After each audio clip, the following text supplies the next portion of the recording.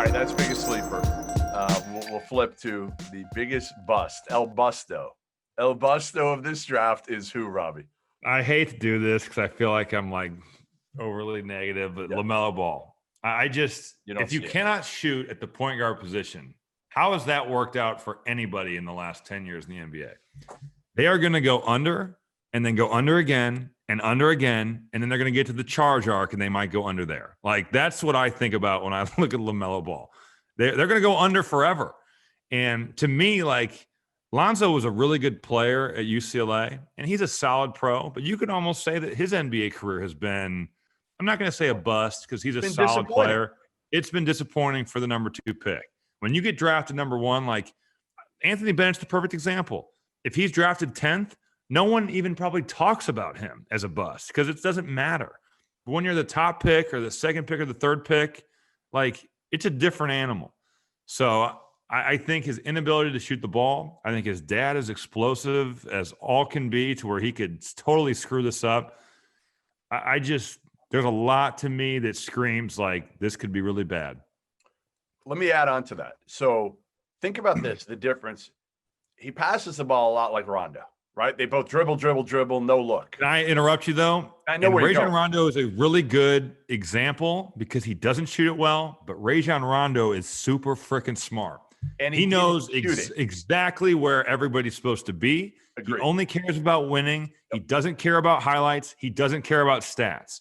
So when you look at LaMelo Ball and all he's cared about really since he was probably in high school is like, looking cool on Instagram, that to me is a problem. Yeah. That is a huge problem. And that's not just a LaMelo Ball problem. That's probably more of that's the way that kind of kids are being brought up now. Because it's what they get affirmed on. So, like, what is your concern? Would you rather win or would you rather look cool? That's a good question to a lot of the guys in the draft, but especially to LaMelo Ball.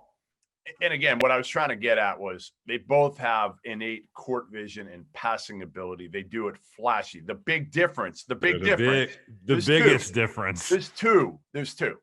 To me, Rondo was an elite defender when he got in the league, and LaMelo is an atrocious defender when he gets in the league. Okay, so they're here and there. How's LaMelo Ball's help side? How's that? Is he good in the help side? There's none. Zero. And then the other part is Rondo knew he wasn't a good shooter and didn't shoot. LaMelo thinks he's a good shooter, and he shot 25% last year overseas. And keeps jacking. He shoots it across his face. Mechanically, right, he's so flawed. It's worse than Lonzo's. Whoever taught him, I know who taught him. He should be ashamed. Well, I'm from Indiana. That doesn't fly there. You can't teach your kid to shoot like that. You cannot. But Lavar did just that. All right. So your El Busto is LaMelo. Mine is Anthony Edwards.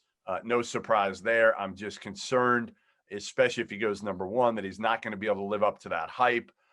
There's red flags all over the place, whether it's winning games, whether it's his shooting percentage, whether it's his decision-making, and then there's some red flags off the court as well that NBA execs are concerned about. So Anthony Edwards is my El Busto there.